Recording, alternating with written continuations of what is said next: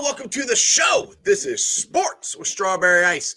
I'm your host, the Iceman, Jeff Trunapole. And as always, I bring you sports from a West Side point of view right here in the great city of Cincinnati, Ohio, home of the original Major League Baseball team, the Cincinnati Reds. Now, do me a favor, if you found the show, hit that like and subscribe button. Smash that thumbs up. You guys are awesome. I'm up to 2,451 subscribers. As always, I appreciate every single one of you guys. If you're watching on Facebook or Twitter X and you have yet to subscribe to my channel, why not? Please do so. Please go to the YouTube channel, Sports with Strawberry Ice. Hit the subscription button. Hit the bell for notification. Every time I go live, you'll be notified. What's up to everybody on ZTV? You guys are not. If you guys are watching on there, how you doing? And if you want to donate to the show, you can do it right down there below. I'd appreciate it. Now, as always, I'm coming to you live from this glorious place down here. I call it the Ice Cave. The Ice Cave is brought to you by T Properties. T Properties, quality housing for quality people. Check out their website at www.tpropertiesllc.com for all your rental property management needs and your rental needs. And I know we're talking Reds, but I still got promoted. We got the greatest quarterback in the league. We hit the jackpot when we drafted Joe Burrow. If you want any of the Jackpot Joey stuff, it's right there. Go to jackpotjoey9.com. If you want any of the beer, it's at Brink Brewery. Portions of the proceeds go to the Joe Burrow Foundation. What's up to everybody in the chat? Strangers in there, Darce in there, Joey Carr's in there, Pork Chop's in there, Painter's in there, Jackpot Joey himself is in there. All right, guys, we're gonna hurry up and get through the coast so we can get to the main guy here. But let's get to BSG. What's up, Greg? How's it going today? I figure I'd go red side this time, right? I like it. I like it. All right, let's get to the other one. He's from the riverfront. He does the bagel show, but he's going to help me out with some red stuff today. It's Joe Farsing. What up? How does it feel to be outnumbered by Eastsiders on your own show? I think it's yeah.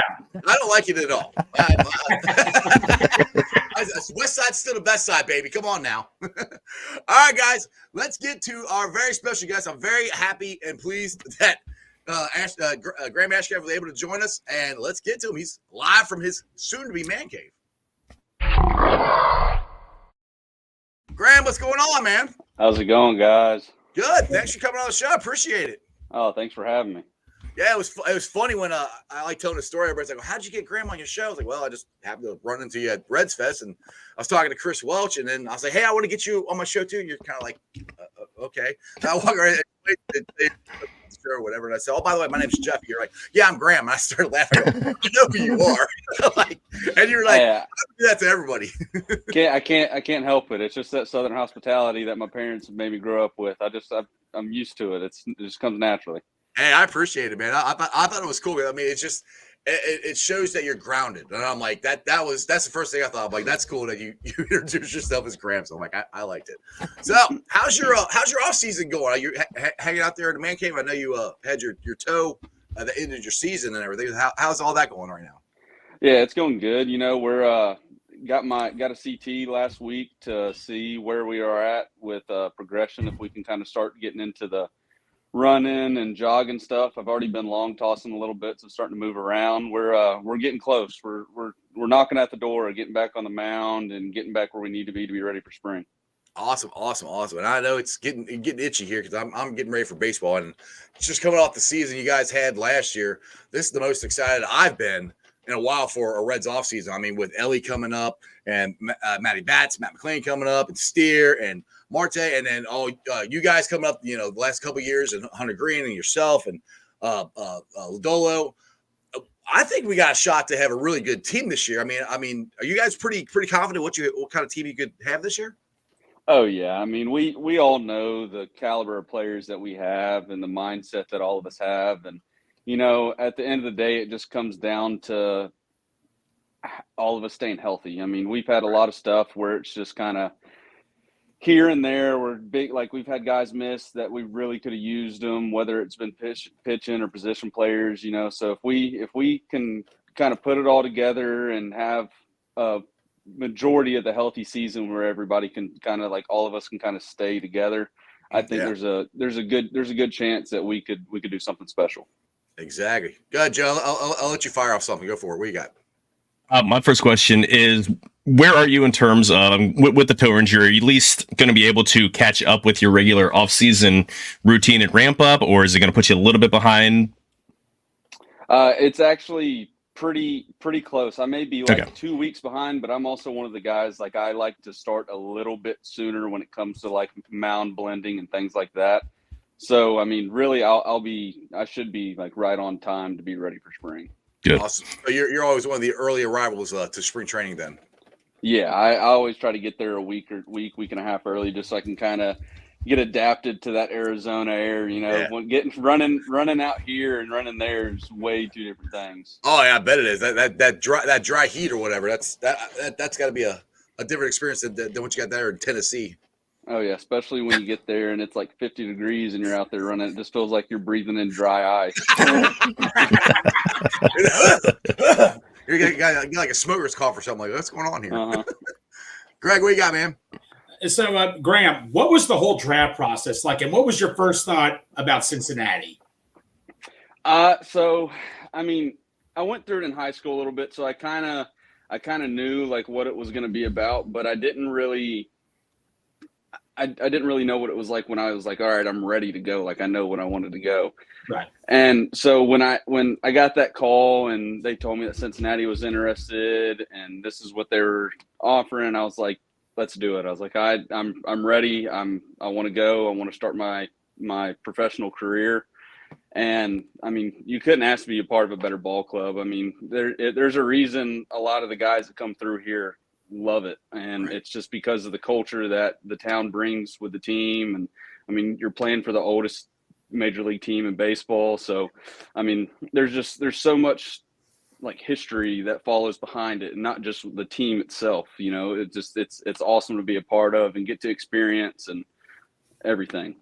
Yeah, now let's go back to when you first were drafted. You were drafted straight out of high school by the LA Dodgers, and you decided to go not sign and go to Mississippi State. What went into that thought process? Because you are turning down money. I don't know how much it was or anything like that, but you are turning down money to go pay, to play college. Yeah,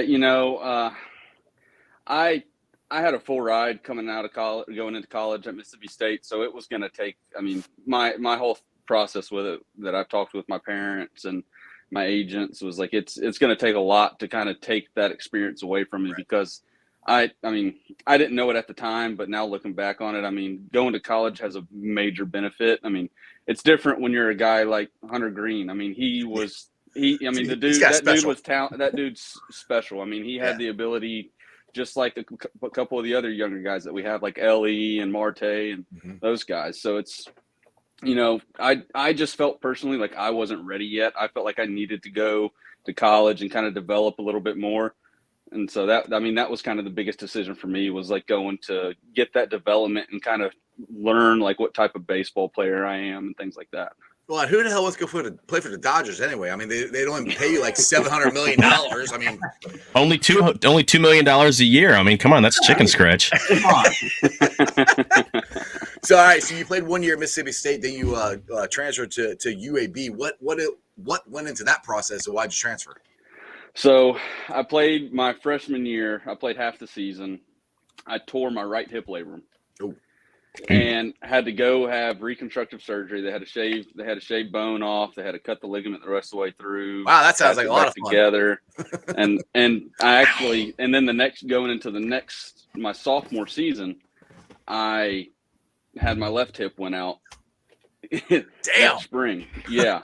It happened that like once we got back from Christmas break. Oh, geez. And so after that, my scholarship ended up getting pulled. And so it was just one of those things like, they're like, well, you can walk on. And I was just not having it. I mean, there was no reason other than my hip injuries that they pulled my scholarship. And so I was just like, I'm going to go somewhere else and further my education and my career elsewhere. And fortunate enough, UAB came along and I was able to go play there. And I wouldn't trade that for the world. I got to play with a guy that I played baseball with from 8 years old all the way through high school. That's so awesome. getting to play one more year with him in college, that was an awesome experience. So it's kind of a bad omen. Mississippi State took 2 of your hips, so you gotta move on to. So do you and the Cowboy ever get into debates about Mississippi State owes me 2 hips? I mean, they're the reason I got the surgeries. You and Cowboy. They paid for my surgery, so that's all right with me. There you go. Because we know Cowboy's a huge Mississippi State fan.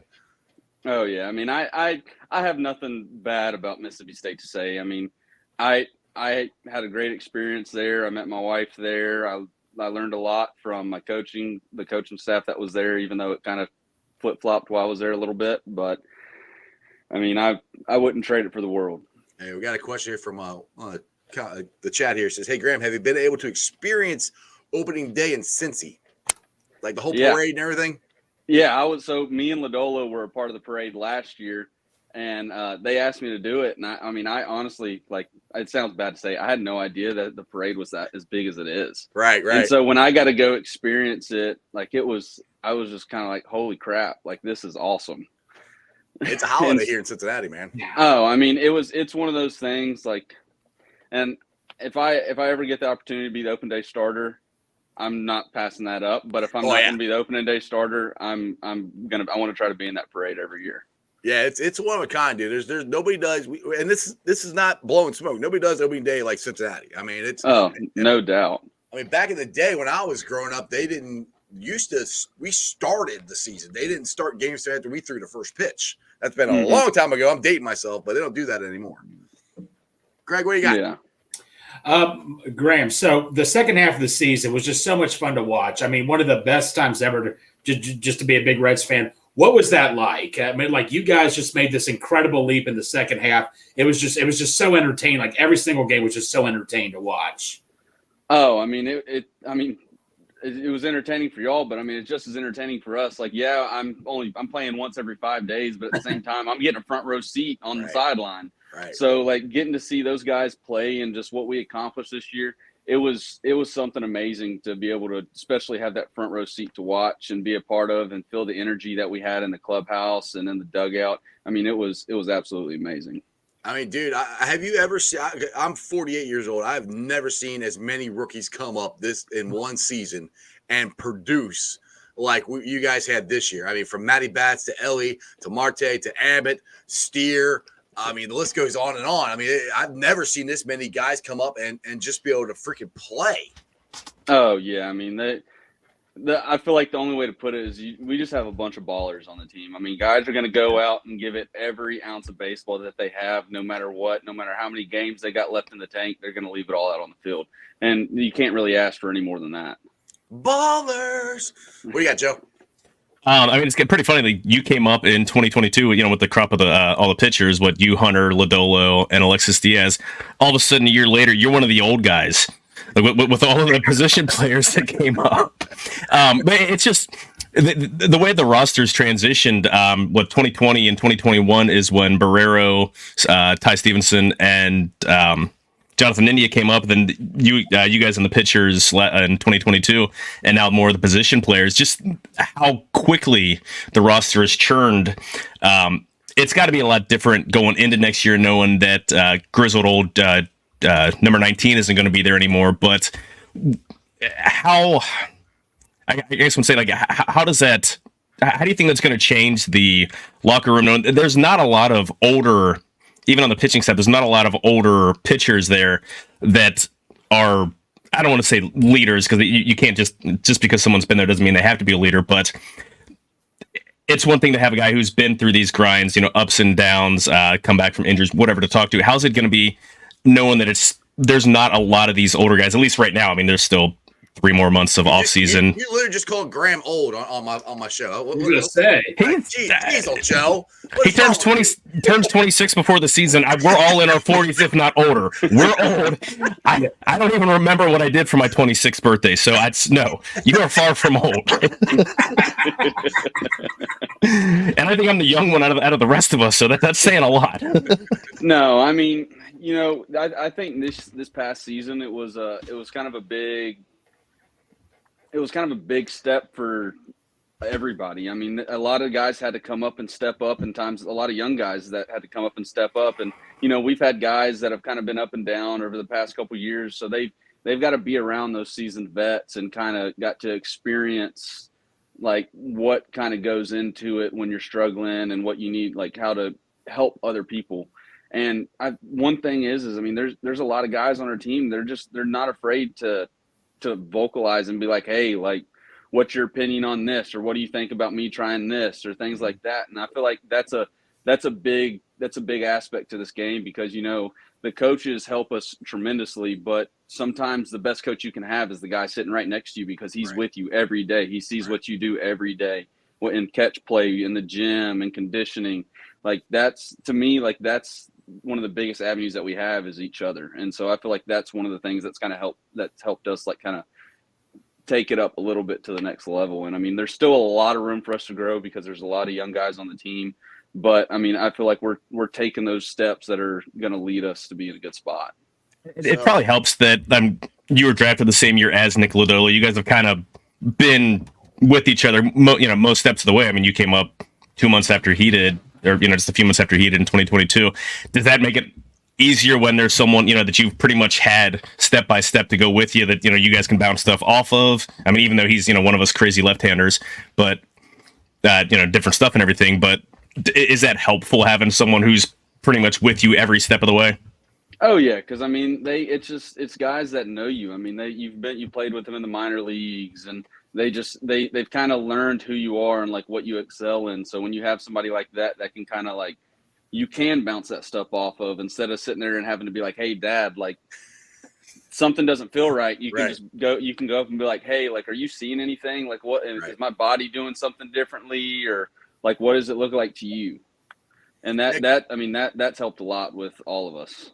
Yeah. You guys do a lot of video taping, and a lot more than they used to. And I know, because I had Chris Welch on a couple weeks ago, and he's talking about in his day, compared to what you guys do now as far as the video stuff. He could say your right shoulder is 2 centimeters off. You place your foot this way. I'm like, to me, that would get in my head. Is that do you find sometimes you might overanalyze yourself sometimes, and it's just better, just like you said, just talk to one of your teammates? Yeah, I'm more of the guy to where when it comes down to it, I don't really like to look at video, because then that's when like you're saying, like I'll get too technical. Like I like to bounce things off of like my pitching coach, Derek Johnson, the assistant pitching coach alone. Like I feel like, because they've seen it, been around it. Like DJ's been in the game for a long time. Like I can go and ask him something and be like, hey, like I feel like I'm doing this, but do you think it needs to be more of this or something like that? Right, so it's just it's more of like a nitpick. Like I don't want to sit there and have to watch the whole thing and be like, okay, well, at leg lift my lower half is doing this, and then at foot strike my arms in this position when it needs to be in this position. It's just kind of like, okay, what feels right, and then be like, okay, hey, that felt good. Like, do you think I need to add anything to that? Mm-hmm. Like that's for me, that's where I feel like I benefit the most of. Now, one thing, my son, I was trying to explain this to him with Abbott. He pitched great, and he basically just ran out of gas in the season. And I'm like, yeah. He's like, well, how do they do that? And you would know this way better than I do, but it's conditioning, because and it's also I think there's more pressure on every pitch in the major leagues, and hell, the pitchers or the hitters are way better in the major leagues than they are in the minor leagues. So that gives you more stress on your arm. Is that more of what he has to do, is more conditioning, or all of the above in general? I mean, a lot of it's all of the above, but you also got to go back. Like when you want to get into that, you got to go look at like innings, the amount of innings guys throw each year, and like you just have to add up. Like you can't just go like, yeah, he had X amount in the big leagues, but you have to think he spent a month in AAA before that, or a month and a half in AAA before that. So you have to add that inning total. And when you get to those inning totals, like you can't just go from throwing 125 innings one year to 175 innings the next year because your body's not used to it. It's just it's not in shape for that yet. Mm-hmm. So it's just a process of like slowly ticking at the ladder of being like, okay, you're at 135. Now you're at 155. Mm-hmm. Now you're at 170. And then you're at 195. Okay, you got to 195. Now you know you can go out and throw 200 innings a year. Now, are you a guy that wants to eat up the innings? Is your goal, like back in the day, the goal was always 200 innings, and it seems like now, it's hurry up third time through the order. We're getting that guy out of there. We're going to the bullpen. I mean, are we? I guess my question is, will we see a pitcher pitch 200 innings anymore? You think? I think it'll be far and few between. Mm-hmm. The guys that do that will be the diamond in the rough. I mean, my goal is to go out there and I want to throw 7 to 8 innings every time I go out there. I want to keep my pitch count below 100.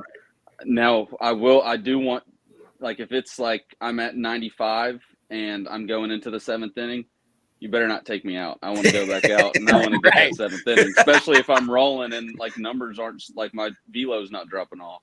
But, I mean, you also, like part of it's the pitching, Derek Johnson and David Bell, like they see things. They can kind of tell when you kind of hit that wall of like, all right, like we got to start thinking about the next arm to come in because he's starting to lose a little bit. Right. But I mean, for me personally, if I could go out there and throw 200 innings every year, I would. And I mean, I want to. I mean, that was my goal this year until I had that 15 days that I was out and then broke a bone in my foot. Yeah. So I mean, that's my goal going into every year is try to get to that 35 starts to 200 innings.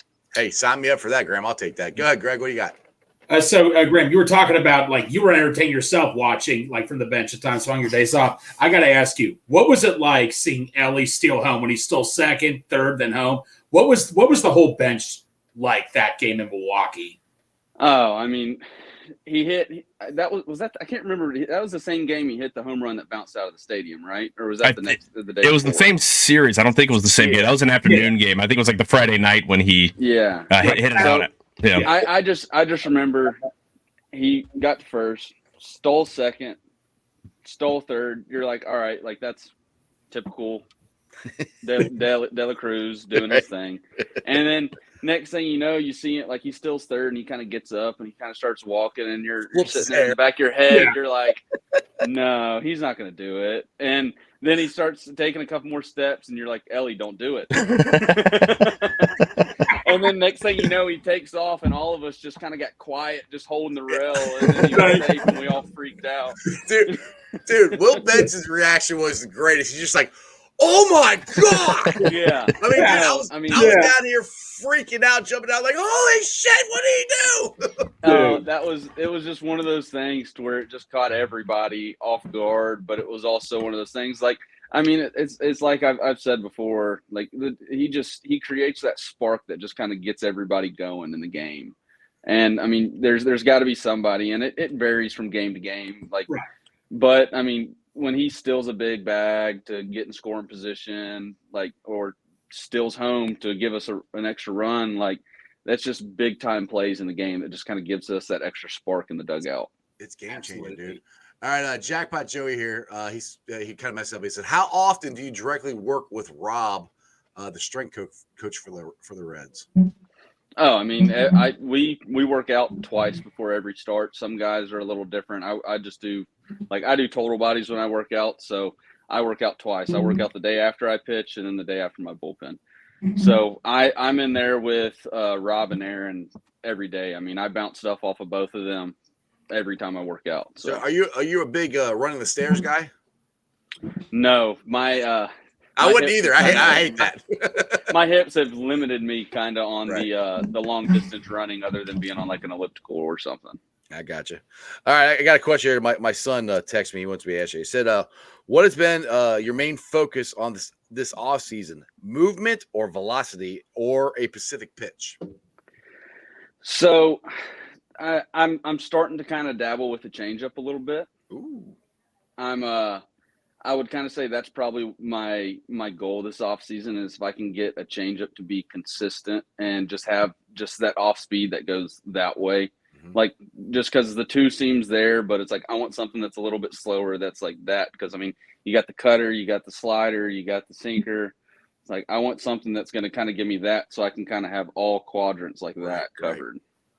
Now, does when you first pitched at GABP, did that ever, the aura of GABP being a fan box, short porch and all that stuff, has that ever been an issue with you? I mean, I haven't noticed it, but I mean, has it ever been an issue with you as far as pitching there? No, I mean, I'm a ground ball guy. I've always kind of known that I've gotten a lot of ground balls, and I try to force double plays if I walk a guy or a guy gets a single with an out.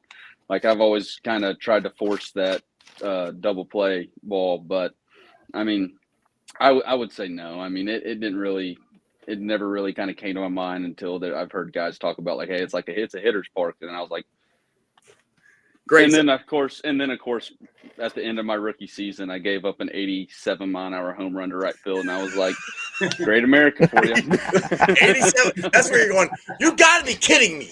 Yeah. What the heck? So if you give up one this year, you can blame me. Like, damn it, Strawberry Ice brought it up, and now I'm freaking happy. Blame him.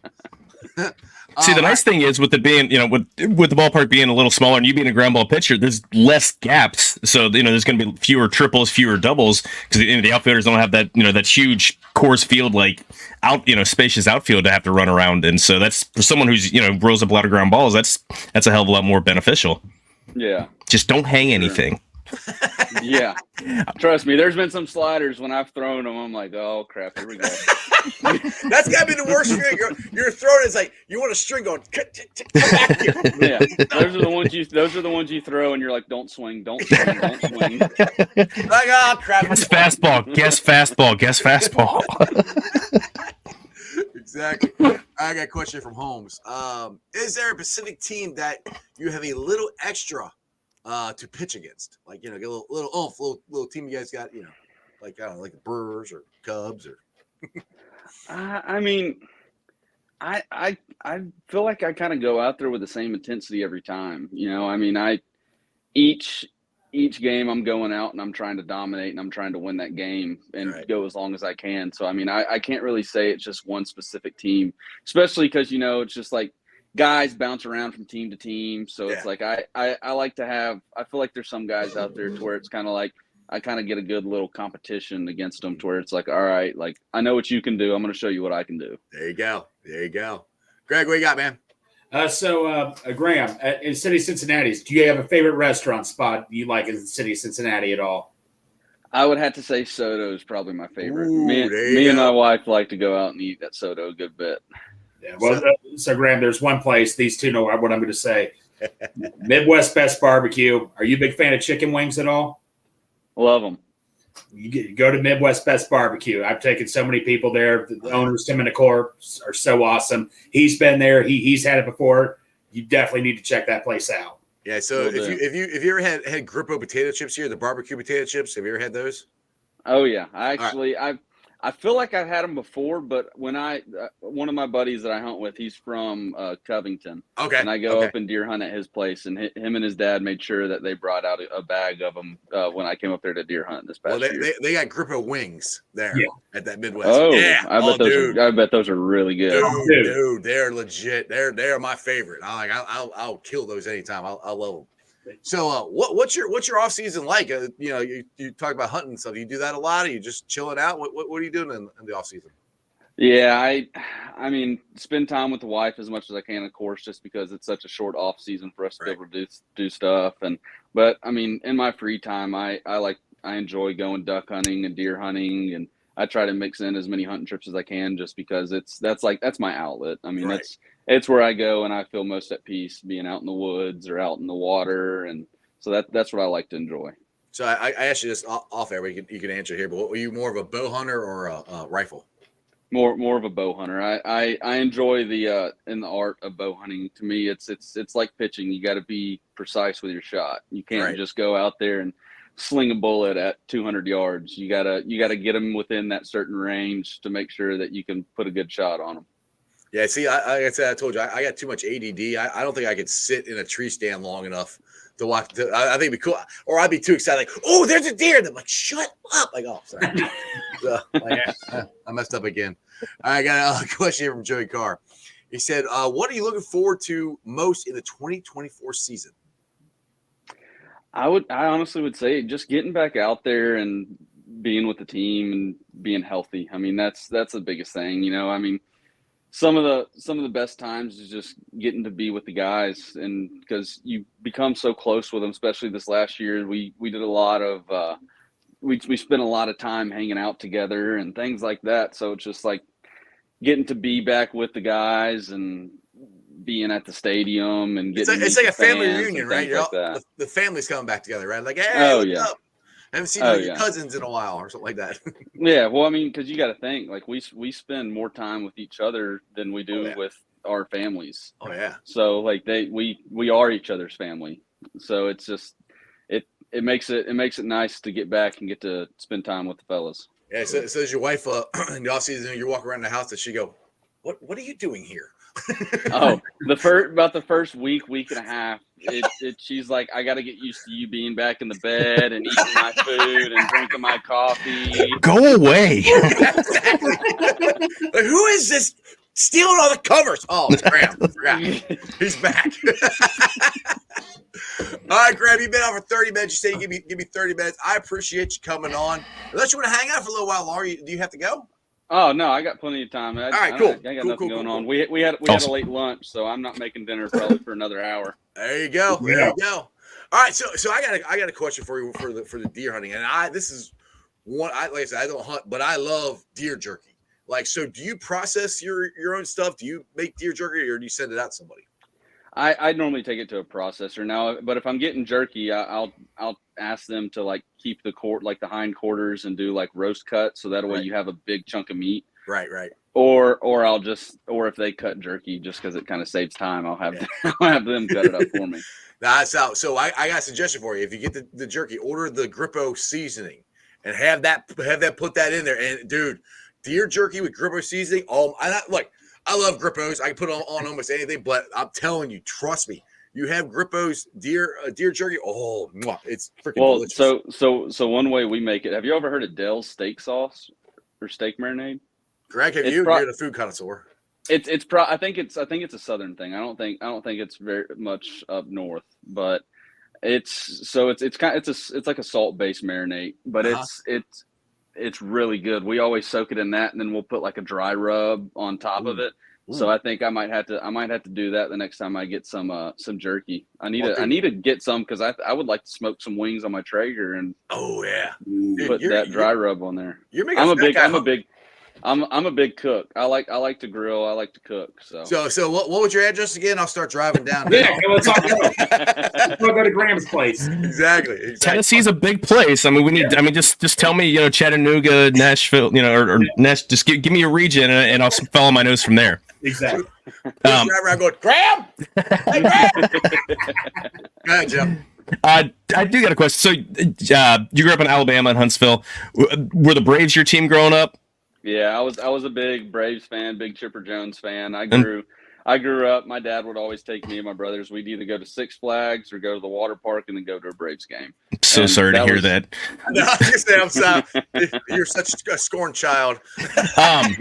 So I mean, you're a power pitcher. So being a Braves fan, so was Greg Smoltz kind of the guy you kind of at least looked up to into a certain point, or I mean, who was your guy that you kind of wanted to wanted to be?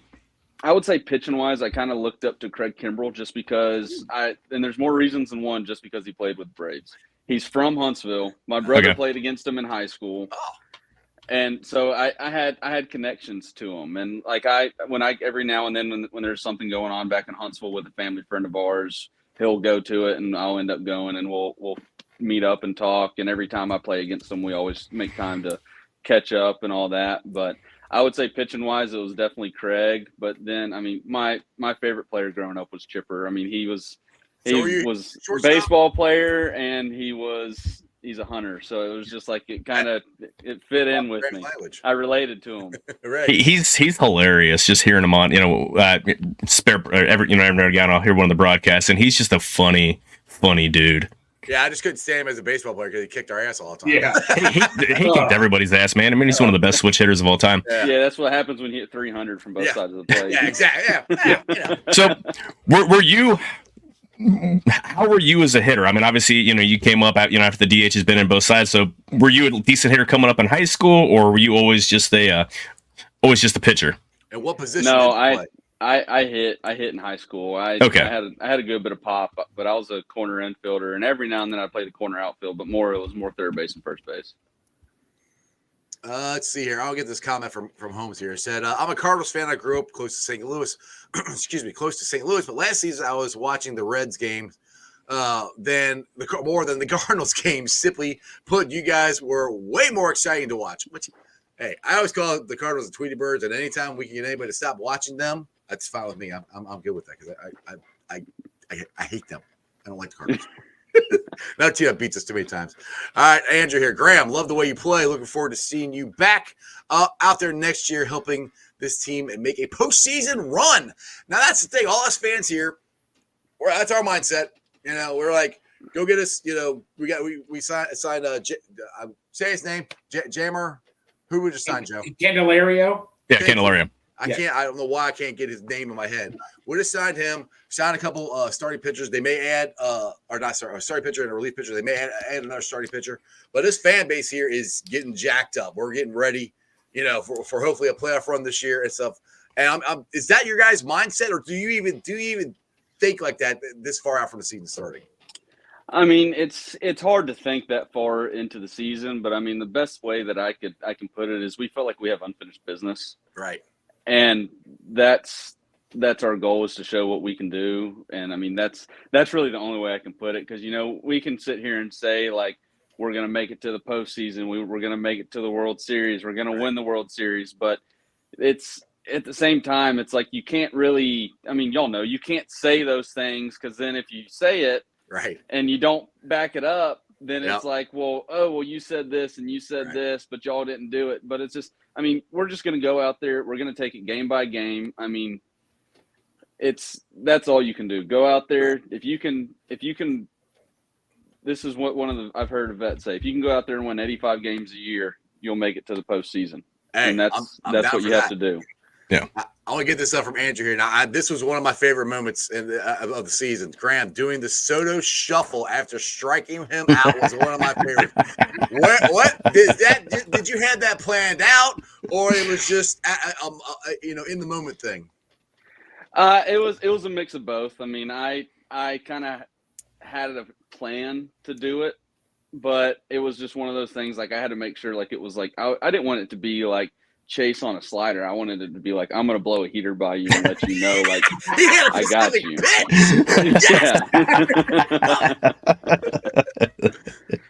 That is awesome. Greg, what you got, man? So I got to ask you, Graham, do you follow football at all, NFL football? I'm going to be honest.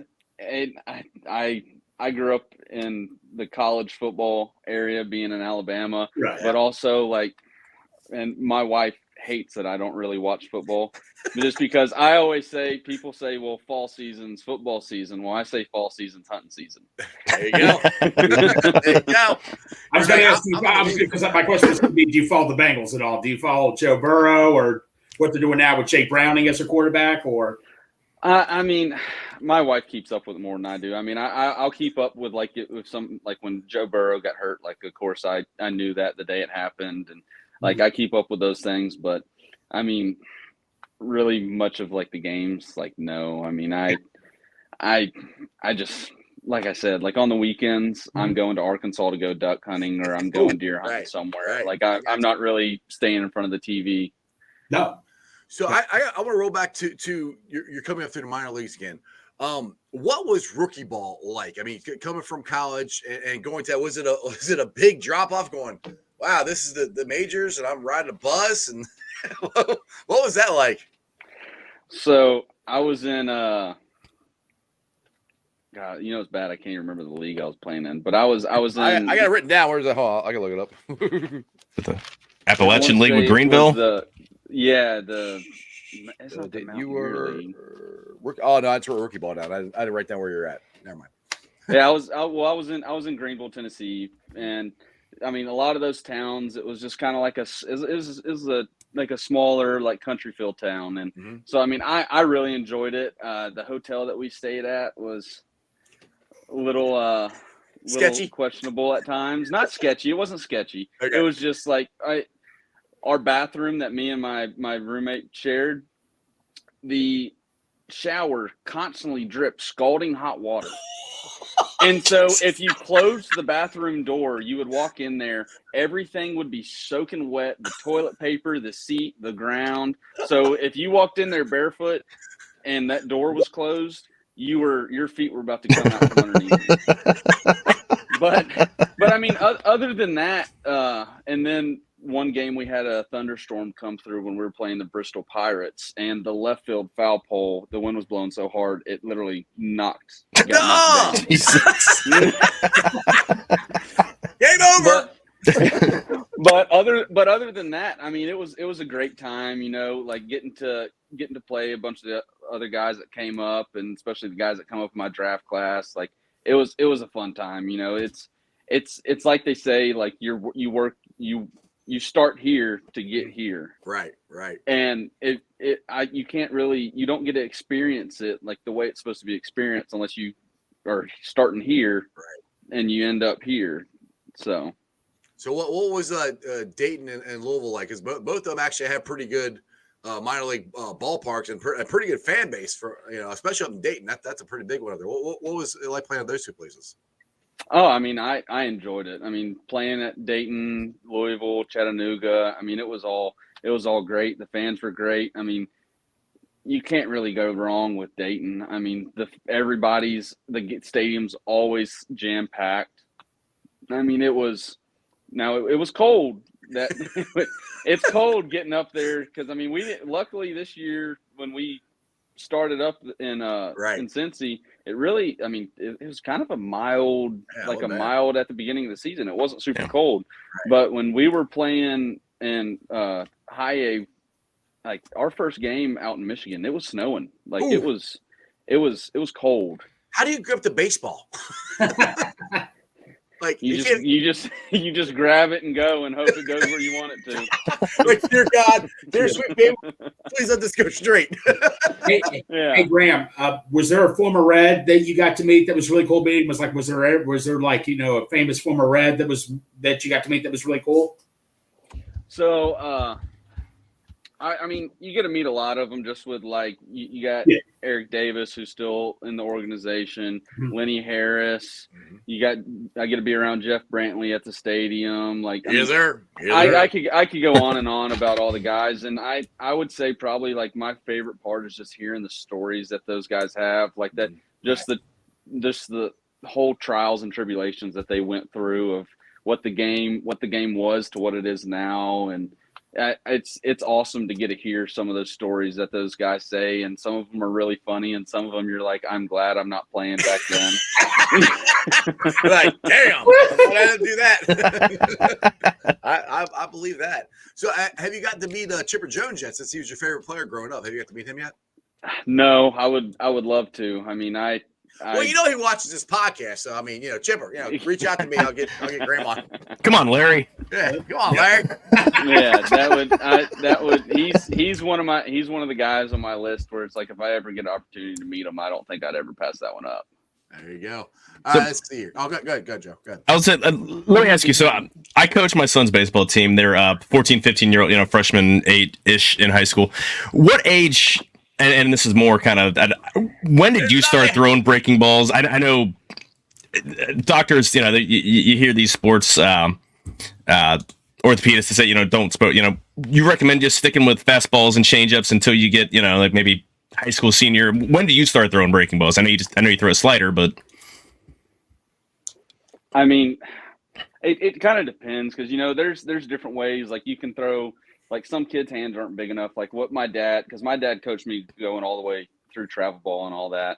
So I mean, we didn't start really spinning stuff until I would say I was like 13 years old, and that was when we kind of like started mixing in like a curveball type. But I see a lot of kids like because I gave lessons when I was in the minor leagues, and so you see a lot of kids starting to do like throw sliders and stuff, and they're like 9, 10, 11 years old, and I'm like, I'm like, why are you doing that? I'm like, do you know like the amount of pressure you're putting on your arm? I'm like, y'all, you need to work on locating this and then having that, and then I mean, there's also, I mean, I don't know if they still throw this or anything, but like a knuckle curve. Yeah. Where you just throw it like a fastball instead of like actually spinning it, because that's how I know what you're talking about. I never could do it. Yeah, just like you spike your index finger on it. Like a spike knuckle, a spike knuckle curve, and you just throw it like a fastball. Like that's as far as he would let me go. Like anytime I wanted to try to like start mixing in something like this, he would be like, he smack me around and be like, no, you're gonna hurt your arm. Like, stop.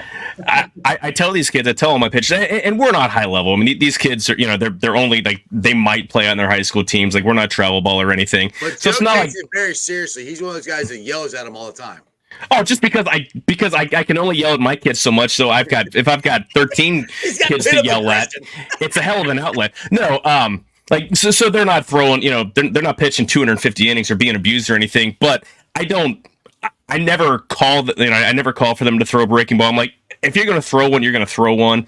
But I'm not going to teach you a grip. I'm not going to show you, I'm not going to show you a grip. I'm not going to call you one. But it's still all about throwing a fastball, learning different grips on your fastball, and then learning how to locate a changeup. Like if you can throw a fastball on a changeup, and if you can spot a changeup, you can get by until, I mean, there've been how many pitchers that have been able to get by through the majors, been dominant in the majors, throwing nothing but fastball and changeup. Mario Soto is one of the greatest pitchers in Reds history. He also had one of the best circle changes in right, exactly. Just threw a fastball and had a changeup, and these kids all just want to throw, and part of it is maybe just the whole analytical side, and you hear about the spin rate, and you see, and I'm a huge fan of going to Baseball Savant or going to Fangraphs and looking at, how much movement and everything, and these kids are doing the same thing. But like, you don't need to throw a slider that's absolutely going from, going back foot slider that's starting on the other side of the strike zone the other side of the plate to hit somebody in the back foot. It's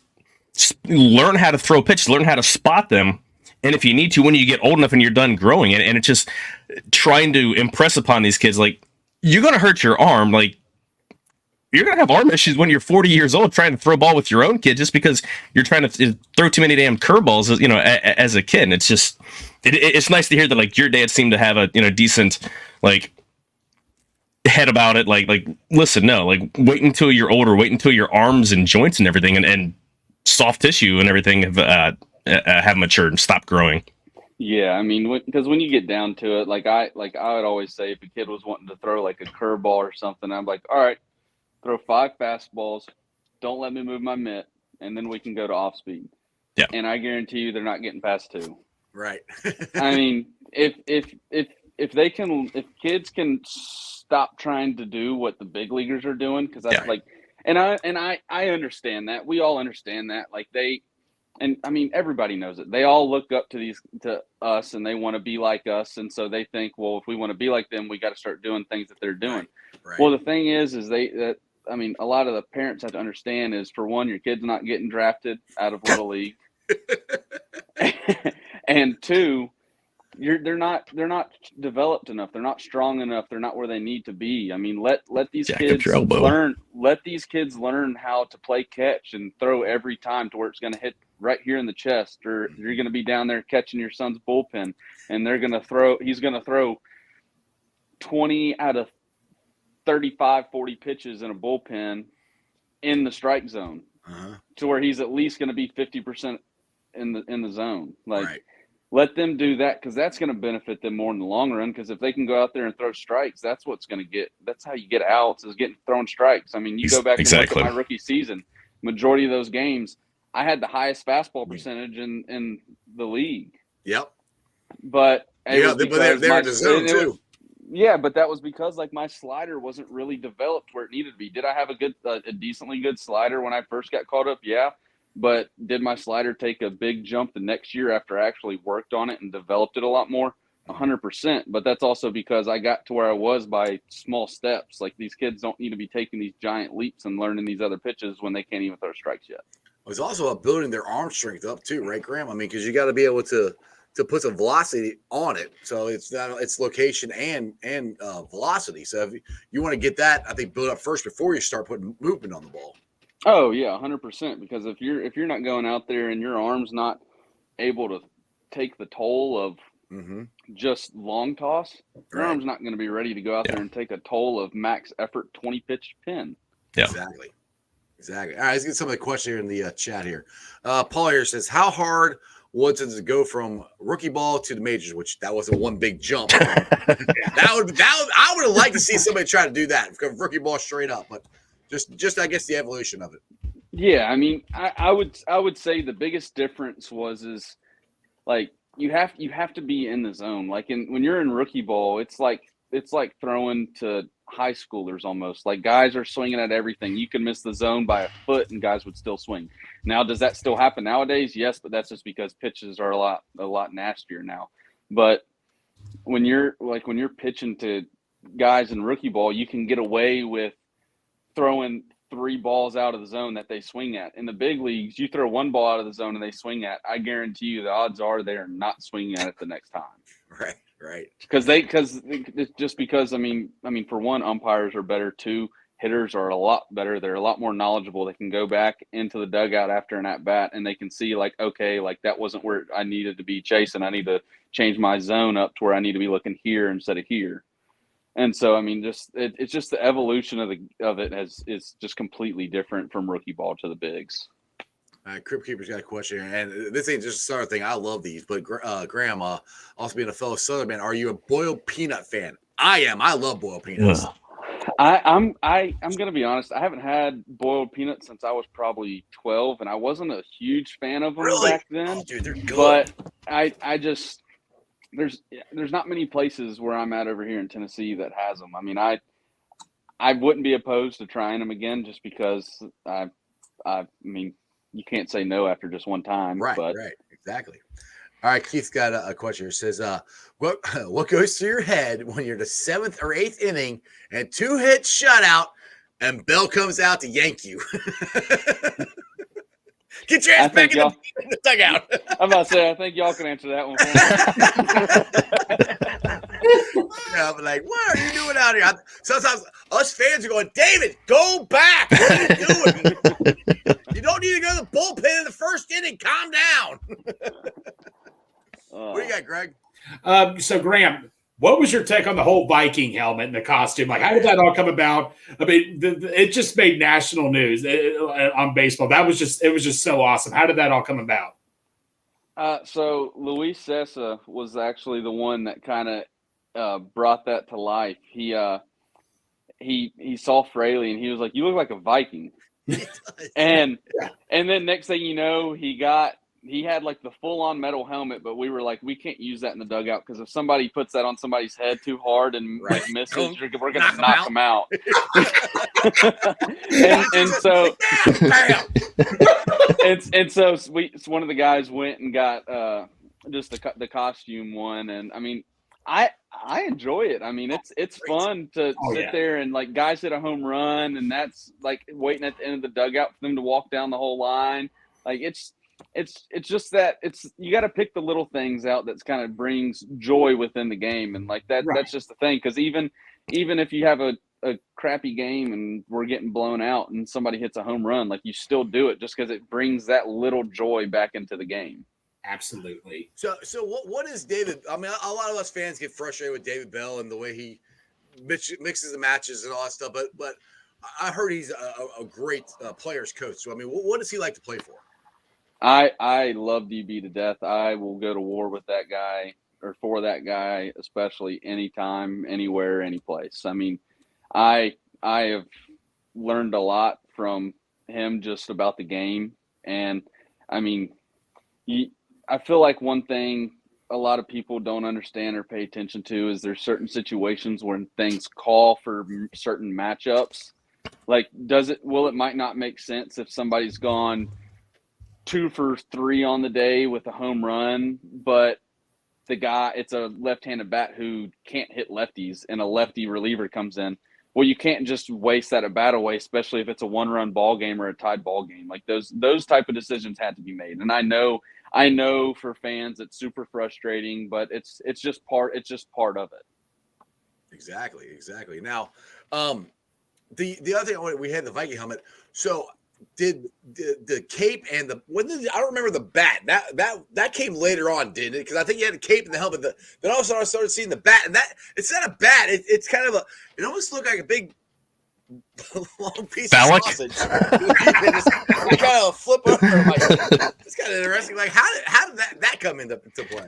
I'm gonna be honest. We have no idea where it came from, but it was a weighted training bat. It literally this thing was so old it had like 2 pounds of lead in it from guys smashing it on the ground after home runs. It literally started like breaking, like tearing away at the end. And then it finally like broke off. And I mean, I kid you not, it was a piece of lead that was probably, I would say it's about as thick as a water bottle. And it was probably like a good, like 6-7 inches of lead. And I saw that and I was like, somebody started touching it. I said, go wash your hands. I was like, that's lead. Oh my goodness. So let me ask you, and I'm wearing like it's not the City Connect hat, but I mean it's out of the City Connect collection.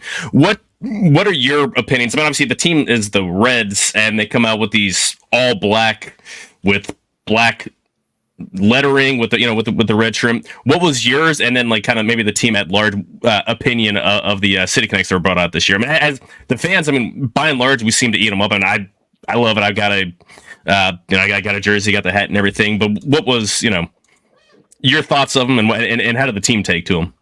Oh, I mean, me personally, I loved it just because it changes it up. It was like whenever they brought back the old school, the throwbacks that one year. Yeah. What was that in 2019? Yeah, 2019. When they brought back the throwbacks, it just brings that different look. And I just think having that black uni, the all black, I just think it looks slick. I mean, I think it makes, pardon my French, it just makes us look badass. It does. Yeah. Totally. The interesting thing too, I think, is the batting helmets. Because I noticed, because I thought I was like this, but I didn't notice it until I went to Reds, or I couldn't confirm it until I was Reds Fest. The C sticks out, so that sees that far. I don't think the regular red ones do that. Do they? Don't stick out as far, at least anyway. They look.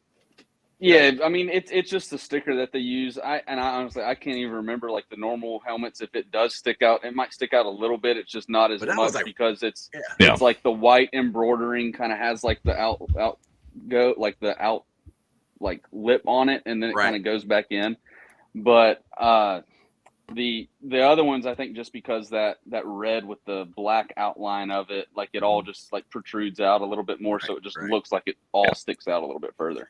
Yeah, and I was saying, it just wearing like all black uniforms. I mean, I'm a UC Bearcat fan. They were known, yeah, exactly, yeah. Like the early 2000s, like the late 90s, early 2000s, they had these all black, baby, right? All black. They were the first Team Jordan. One of the first Jordan sponsored teams, all black jerseys, and games were won with them just walking into the gym because they just looked more badass than anybody else. And again, even though it's summer and and it's 95 degrees in July with 80% humidity, walking out on a Friday night wearing all black, it feels like you've got the game 66% won before you even throw the first pitch. Yeah. Well, and I will say one thing I'm super happy about because I'm a big sweater. I'm so glad it's only on night games that we wear that daggone uniform. Yeah. Because if I had a pitch in it during a day game, I would probably pass out on the mound. I would imagine half the team would be on the deck with on a Sunday afternoon game in July or August if you guys had to wear those. Good Lord. Yeah, exactly. Graham, I appreciate you been on for almost an hour. Well, I got one quick question I want to ask before I let you go. how cool was Reds Fest? Because I think it's a unique thing. I think other teams are starting to do it, but I'm pretty sure Cincinnati was the first one to do it. But how cool is that experience for you? I mean, it's awesome for us as fans. No, I mean, me personally, I enjoy the heck out of it because I feel like it's one of the best ways for us to give back to the fans because, there's a lot of times where we don't have the time in season. And I'm always one of the guys, I like to go down the line every time I'm not playing and sign autographs and take pictures with fans. But there's those times during the game where I have people like yelling at me when I'm going out to go warm up. But it's just like, by the time I step onto that field, like it's business, like I'm going to work. Yep. And so I feel like that's one of the best ways for us to kind of give back to the community and show like, hey, like we care, like we want to come take time out of our off season and spend these two days with y'all and get to meet y'all and do things like that. One more question: how badass is it going to be coming back next year to Reds Fest and having the World Series trophy to show off for all of us? Yes. It's one thing to have the big ass parade.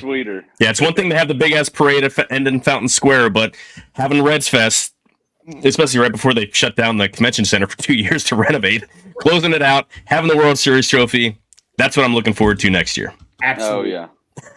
Awesome. Graham, hey, like I said, I like Reds Fest because I was able to get you on the show. So, dude, I appreciate you. This has been so awesome. I would love to get you back on again before the season started if we can. If we can't, I understand. But, again, I appreciate you coming on. Is there any charities or anything you got going on you want to promote before I let you go? As of right now, me and my buddy that I hunt with, we're starting to try to talk and looking into doing more of like donating deer for the hungry, and so that's something that we want to start trying to.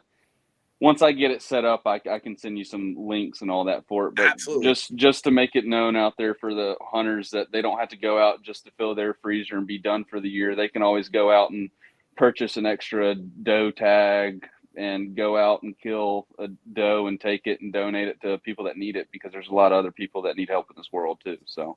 Absolutely. That's awesome. When you ever get that set up, you got my email, just shoot me an email. And if you want to come on and talk about it or whatever, let me know. But Graham, like I said, I appreciate you. Good luck on the season. I can't wait to watch it. I'm probably getting season tickets this year for the weekends. So I'll be having the red or the black jersey on, and I'll scream at you, but you won't be able to hear me. You'll be like, hey, get that guy out of the stands. He's my stalker. Anyway, Graham, appreciate you, brother. Thank you. Appreciate y'all. Thanks for having me. Thank you. Thanks, Graham. All right, guys, that was pretty cool. Awesome. Incredibly cool. That was so cool. Yeah, I mean, dude, I knew he's a hunter. I knew he's a hunter. As soon as he got on the phone, I saw the deer heads behind. I'm like, oh, dude. He's into that. So that was cool. I'm clipping the part where he's talking about the kids, only throwing fastball, like locating fastballs and change. We're showing to each and every one of my kids that want to pitch. Like, listen, major league pitcher, switch down. You start spotting everything. Okay, then we'll talk. But until that, shelve it. Exactly. Don't listen to me. He actually pitches in the major leagues, right. And he said that. Exactly. There you go. I'm old and I have a really bulky elbow, so I don't even want to hear about you guys. You guys are going to end up in the same spot, so stop it. Greg, you should call Joe trying to relive his younger years of pitching when we were down at Reds Fest. It was very 57 speedy ass miles an hour, and my elbow was tingling.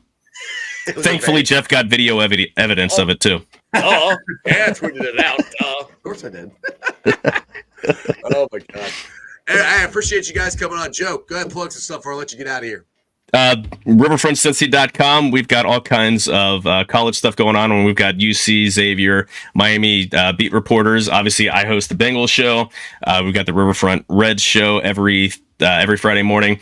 This Sunday, all you guys that are watching, I'm not going to conflict with anything with Jeff's here.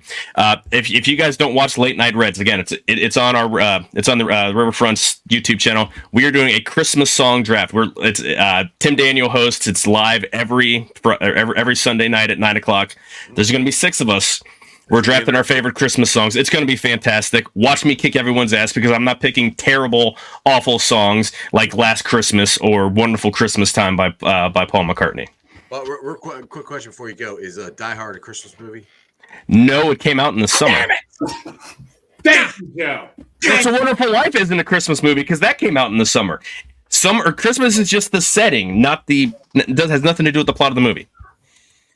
Joe, you passed the test, Joe. That's all I care. It's the East Side. It's the East Side. Sean is gonna kick him off. I'm tired of him already. Who invited him on the show? Hey, hey, we can't help it if you hire smart people, Joe. I didn't hire anybody. Have smart people on, yeah. Oh shit! All right, Greg. Hey, what do you got? You got Brewers, you got Rally. What do you got going on? Okay, let's see if I can get this straightened out here. We did do Rally last night. It was a good show. It was just me and Santori. We covered a lot. Reds, Bengals. Tomorrow we do have Brews at 3:30. Awesome. Well, appreciate you, man. I will see you Saturday. Hell yeah. Yep, we're gonna be tailgating down there in lot 1. You got the beer. It's gonna be you and Chop and me, right? I think it's Orange Arrow, I think, will be coming. Yeah, like I say, this Saturday game, I'm happy as heck for it, but I know it threw a lot of people off and all that. I gotta work. I'm gonna be up from 1:00 in the morning. Oh my gosh, Jeff! Out of all the excuses I've heard, I mean, I thought Still gonna be there. Still gonna be there. You're a true fan. It's not like I'm not going because I got a Christmas business, company Christmas party or something, and I chose to go to that instead of a Bengals game. I'm working and then I'm still going. So, just saying. I don't know who would do that. Hey, no, I'm going. I'm just kidding. But I understand how some people can't. But hey, yeah. We'll be there and let's keep the place rocking. Hell yeah! Drink one more beer and go in rowdy as hell. We gotta listen to Zach, buddy. We gotta do what Zach says. He told us to. He told us to, man. That's all we gotta hear. You gotta listen to the coach. All right, brother. Who day? Take care, buddy. Who day? All right, guys. I hope you enjoyed that as much as I did. That was awesome. Graham is a freaking awesome dude. Hopefully, I can get him back on again sometime. Obviously, I know when the season starts. That's not gonna happen, but either way, that was great. I want to shout out, thanks to everybody on Facebook there who has been watching. Shout out to everybody on ZTV.